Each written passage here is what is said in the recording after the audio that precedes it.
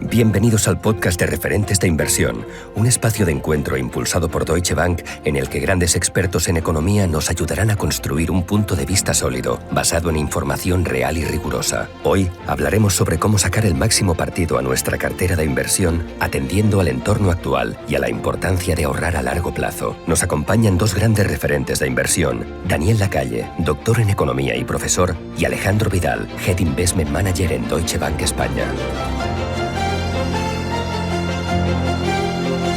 Daniel, lo primero, darte la bienvenida. Es un placer que nos acompañes hoy. Muchísimas gracias, es un placer estar aquí con todos vosotros. Y además en un momento como este, ¿no? Donde después de las subidas de tipos de interés nos volvemos a encontrar con un entorno donde volvemos a tener oportunidades que no habíamos visto en años, depósitos, letras del tesoro.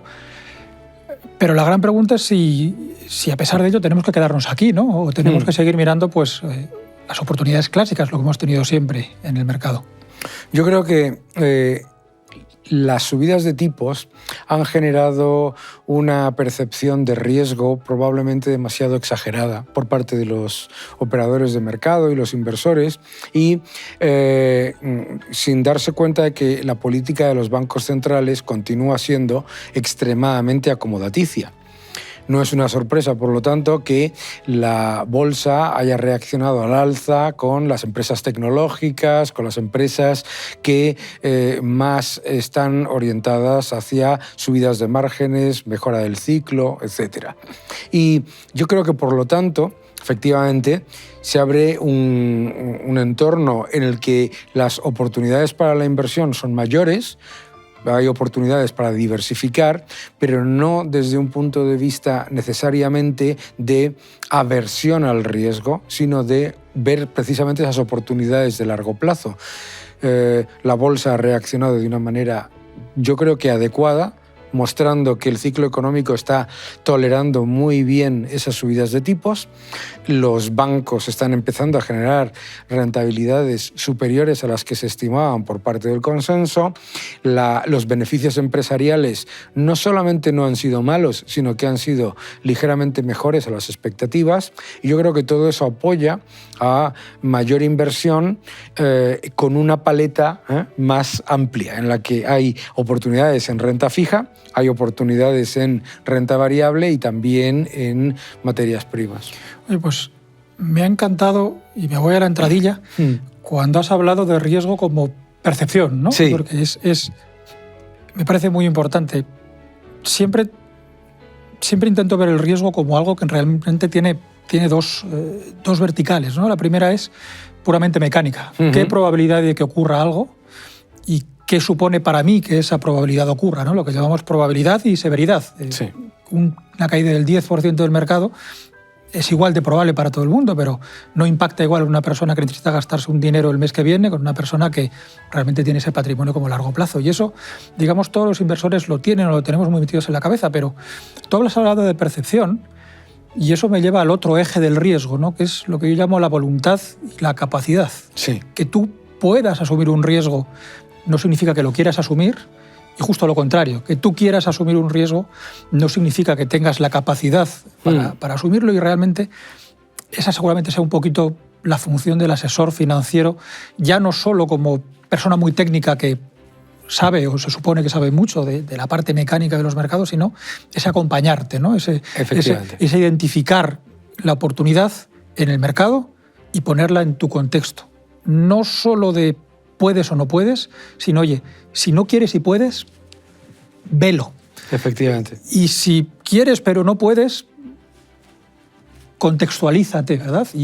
¿Y qué importante es eso para construir carteras a largo plazo? Yo creo que la inmensa mayoría de los inversores nos consideramos inversores a largo plazo. Yo creo que incluso los que se consideran inversores a corto plazo tienen un proyecto en el que es a largo plazo. Un proyecto personal, familiar, para hacer una inversión importante o lo que sea.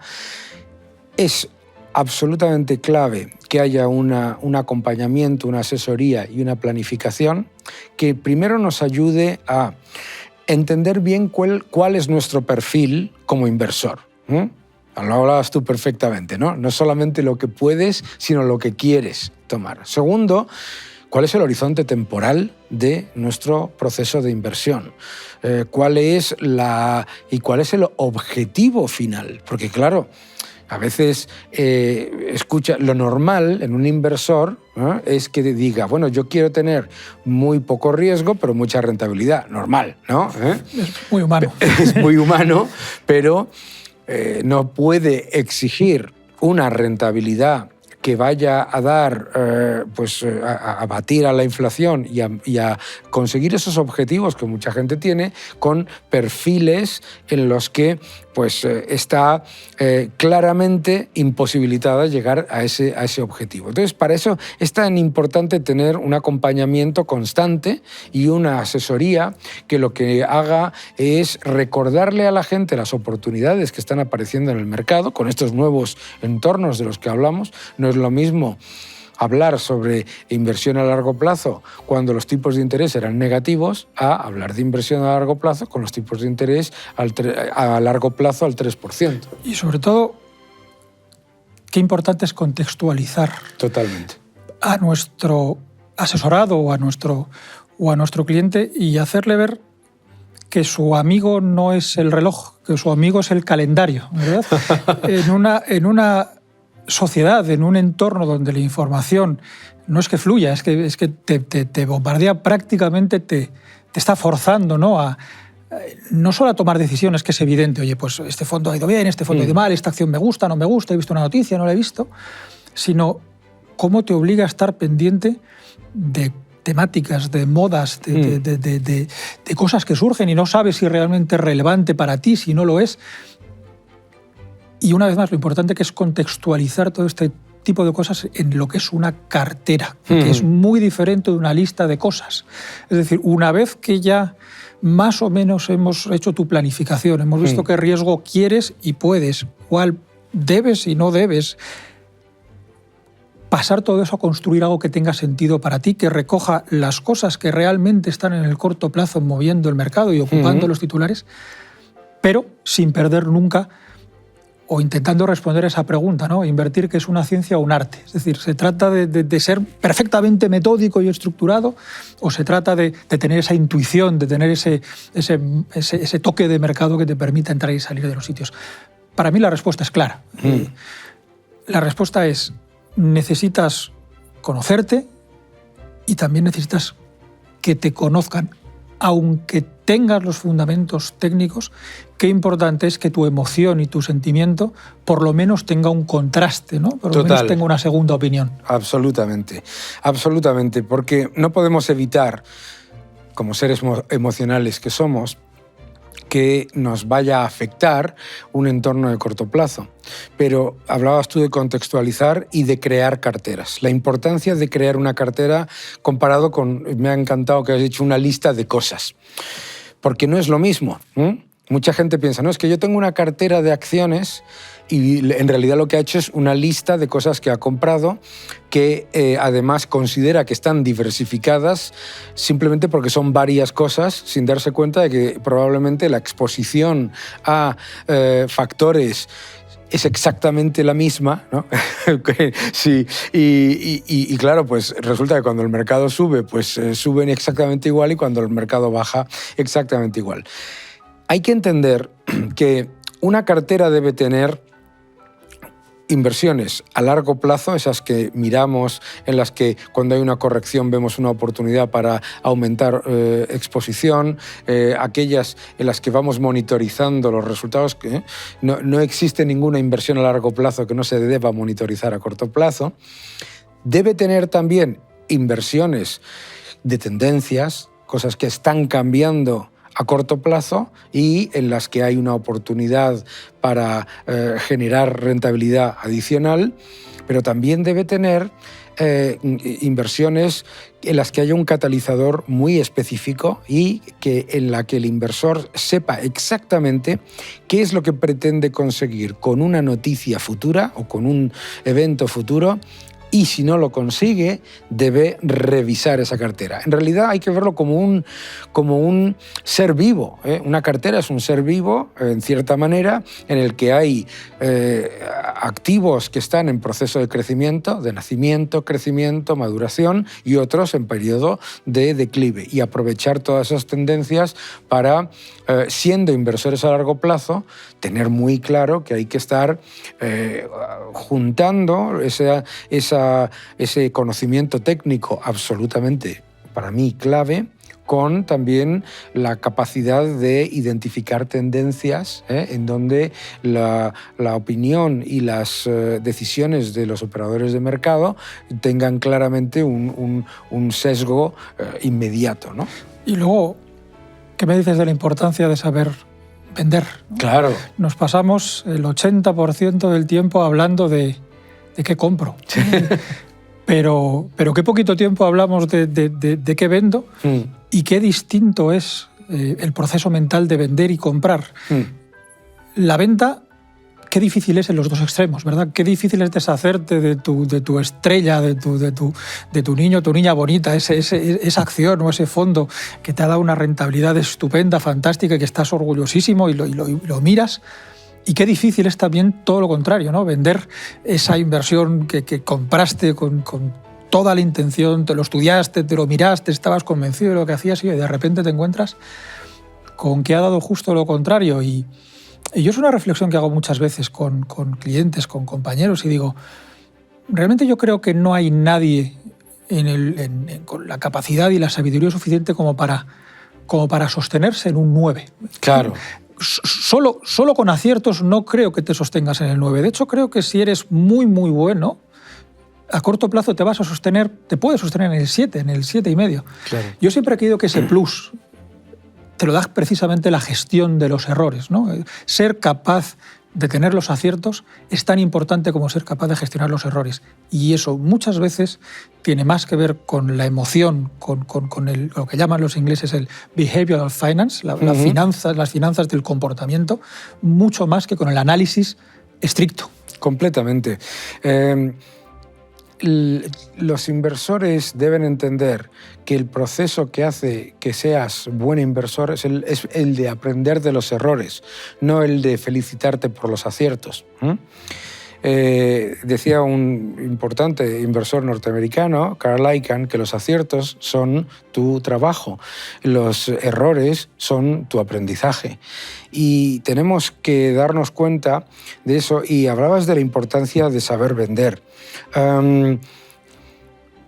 Si no entendemos que no existe rentabilidad sin que no se haya realizado, es decir, que hasta que no vendes no has ganado nada, igual que entendemos como inversores a largo plazo que una corrección no significa que estemos perdiendo dinero, sino que puede ser una oportunidad, debemos saber también que cuando ha habido una revalorización muy importante y por encima de los fundamentales, incluso por encima de las tendencias, vender es un ejercicio extremadamente sano. ¿Por qué?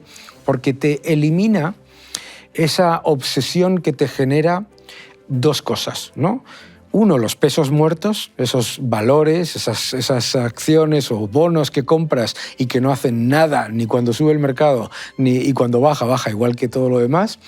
Y las estrellas que han desaparecido, las estrellas que han perdido su luz. Aquellas empresas que compraste que subieron mucho y luego resulta que perdieron la tendencia que tenían o las expectativas que el mercado tenía sobre ellas y luego no las dan. Entonces, por eso es tan importante estar constantemente gestionando la cartera de una manera racional. Tampoco significa cambiar todos los días 3 veces, pero sí mirar a la cartera lo más desapasionadamente posible y decir, vamos a ver, en esto hemos ganado dinero, es una oportunidad para tomar algo de beneficio, en esto hemos perdido dinero y es una oportunidad también para retirarlo, porque muchas veces vender es vender cuando te has equivocado. Los mejores inversores de largo plazo de Estados Unidos han reducido exposición a cosas en las que se habían equivocado con pérdidas precisamente para que no les nuble el criterio para buscar otras oportunidades mejores en el mercado. Y que es el largo plazo, ¿verdad? Bien. Creo que es un punto al que estamos recurriendo continuamente, que es el porqué del largo plazo. Yo una de las cosas que más veces he oído a lo largo de mi carrera es lo de dormir bien por las noches. Sí. Creo que te lo habrás topado tú varias veces. Para mí lo importante es dormir bien por las noches. No sé, es difícil encontrar a alguien que te diga que le gusta dormir mal por las noches. Qué importante es hacer la pregunta de... ¿Te has planteado cuánto te cuesta, ¿no? Claro. Dormir tan bien por las noches? Creo que muchas veces al inversor hay que hacerle ver cuál es el objetivo final de ese esfuerzo, porque realmente es un esfuerzo, ya no solamente acumular un capital y no disponer de él, y no gastártelo, y no hacer muchas cosas que estoy convencido de que a todo el mundo se nos ocurriría hacer con nuestro dinero. Pero, ¿cuál es la función de la inversión a largo plazo y qué diferencia hay entre invertir y ahorrar? Claro. Ahorrar es un proceso básicamente mecánico. Te detraes unas rentas que podrías hacer otras cosas y decides pues, crearte una reserva de riqueza para bueno, pues, cubrir un objetivo, sencillamente evitarte un riesgo. Invertir es poner este dinero a trabajar. ¿Y por qué a largo plazo? Por lo que hemos comentado al principio.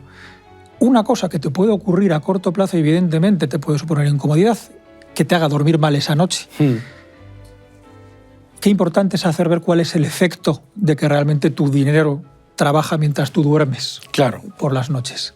Es clave por una sencilla razón. Mucha gente, porque el ahorro no lo ve el proceso de creación del ahorro, percibe que no hacer nada es no tomar riesgo y no hacer nada es tomar riesgo. Primero el de la inflación. ¿De acuerdo? Y también es muy importante entender que la razón por la que entendemos de manera diferente el ahorro y la inversión es porque a veces pues somos demasiado pues incluso condescendientes con nosotros mismos y no nos damos cuenta de lo que nos ha costado conseguir ese ahorro. Es decir, que hemos puesto a trabajar nuestro proyecto personal, nuestra profesión, etcétera, etcétera, para conseguir ese ahorro.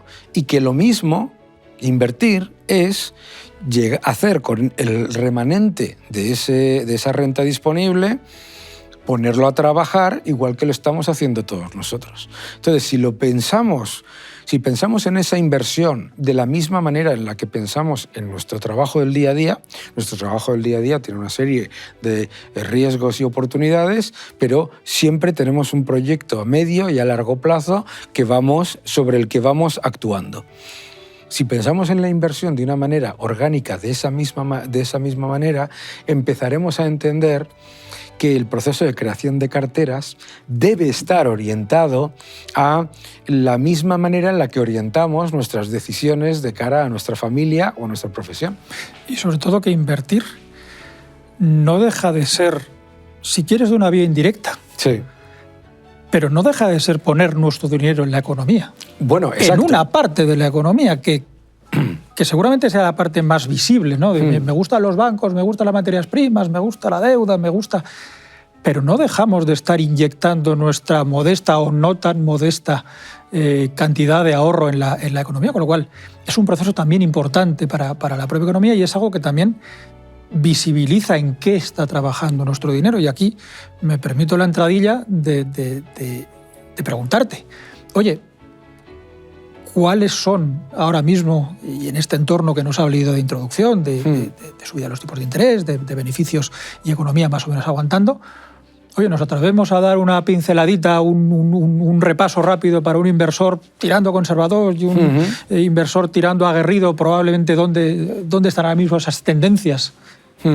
Yo creo que en el mundo de la inversión ahora mismo hay una serie de tendencias de largo plazo que no podemos ignorar, ¿no? Yo creo que la primera es la tecnología. Muchas veces la gente percibe el cambio como un riesgo y no como una oportunidad. A la gente le gusta el progreso, pero no le gusta el cambio, ¿no? es normal, somos seres humanos, pero la tecnología es un factor clave y cuando hablamos de tecnología no se trata de cualquier cosa, sino de tecnología que genera beneficios y que está llevando a cabo esos procesos que hacen que seamos más eficientes, más productivos. El segundo, que yo creo que es esencial, es el demográfico, ¿no? En el mundo, en el rato que nos van a estar escuchando la gente o viendo en este podcast, habrán entrado 10.000 personas en este rato en la clase media. Esto es un mundo de oportunidades para el consumo, para la industria, etcétera, espectacular. Y muchas veces, como en los medios de comunicación aparecen las noticias más distópicas y más negativas, ignoramos ese progreso que está ocurriendo en todos lados. El avance de la clase media en los países emergentes y a la vez el aumento de nuestra esperanza de vida, que es espectacular. O sea, cualquier persona que nos esté escuchando y viendo ahora ya conoce gente que va a vivir más de 100 años seguro, ¿no? O que va a vivir o que ya los ha vivido, porque yo tengo una tía que ya ha superado los 100 años. La demografía es clave también para invertir. Y el otro factor que a mí me parece esencial es todo lo que tiene que ver con la sostenibilidad. Y la sostenibilidad desde un aspecto realista, es decir, no hay nada más insostenible que las pérdidas. La sostenibilidad desde el punto de vista de hacer llegar a más gente acceso a agua, hacer más eficiente la transición energética, hacer mejor los procesos industriales. Todo eso, esos tres factores para mí son absolutamente claves en la inversión. Y yo creo que hablábamos antes de oportunidades, yo creo que ahora se pone un entorno en el que tener una cartera con renta fija corporativa, con acciones a medio y largo plazo y también, siempre, en mi opinión, siempre hay que tener un poco de oro y un poco de materias primas industriales. Pues como estoy básicamente de acuerdo con todo, solamente dar una última reflexión, ¿no? Que es que a mí me gusta también siempre explicar que los mercados, los de renta variable en este caso, son una cosa curiosa que se sustenta entre dos paradojas, que son las dos absolutamente demostrables empírica y académicamente. La primera es que a largo plazo el capital de las compañías privadas es de largo el ente más eficiente de la economía. Es donde está la innovación, es donde está el desarrollo y es donde es más probable que sigas teniendo un crecimiento superior al de la economía, con lo cual existen muy pocos motivos para no estar invertidos en renta variable cuando hablas de 15, de 20 o de 30 años, y todos hemos visto 50 gráficos que te lo demuestran. Pero sobre esta misma verdad tienes otra, que es que el retorno de cualquier mercado de renta variable de hoy para mañana es literalmente cero. Cierto. La esperanza de retorno matemático de un mercado de renta variable de hoy para mañana es literal y estrictamente cero. Con lo cual realmente asumir riesgo es colocarte en un punto del tiempo, ¿verdad? Entre la infinidad de largo plazo y la incertidumbre total. Con lo cual, ¿por qué invertir a largo plazo y no dejarte caer por las modas del trading, del compra y vende 10 cosas cada 10 minutos? Pues yo creo que porque tiene estas dos cosas, estas dos grandes verdades, si lo quieres llamar así, que te sustentan. Y yo creo que también porque es con mucho la probabilidad de equivocación en un análisis serio, haciendo, como hablábamos, un análisis, un asesoramiento, etcétera, con una cartera a largo plazo, es muchísimo más baja que intentando capturar los vaivenes de mercado a cortísimo plazo. Y además cualquier persona lo puede entender. Si yo soy buenísimo y capturo exactamente el momento en el que el mercado va a corregir, el pico de mercado, la probabilidad de que yo vuelva a entrar en el valle es bajísima. Porque a lo mejor tengo una mentalidad sesgada hacia la distopia, lo negativo, lo pesimista, lo que sea, no lo sé. Pero lo que sí sé es que la probabilidad de que una persona identifique los picos y los valles de mercado siempre bien es cero, absolutamente cero. Sin embargo, la probabilidad de que una persona que invierta a largo plazo con una sistemática, con un buen análisis, con un buen asesoramiento, tenga una rentabilidad parecida, no necesariamente igual, pero una rentabilidad adecuada, incluso parecida a la de un inversor muy bueno de los que conocemos por los medios de comunicación, es prácticamente del 70%. Entonces, la diferencia es tan abrumadora para mí que, digamos, no es que invalide, puede ser muy entretenido, pero deja muy claro que lo que es la evidencia. La misma razón por la que nuestra capacidad de planificar para nuestra familia es mucho mejor cuando sabemos, tenemos un proyecto hecho y es a largo plazo, es mucho mayor que saber si esta tarde se va a estropear el frigorífico o si va a llegarme hoy el paquete que había pedido o mañana. Pues qué interesante, volvemos una vez más, el calendario y no el reloj. Exacto. Daniel, ha sido un placer tenerte este rato con nosotros. Pues mi agradecimiento y bueno, pues gracias por este tiempo. El placer ha sido mío.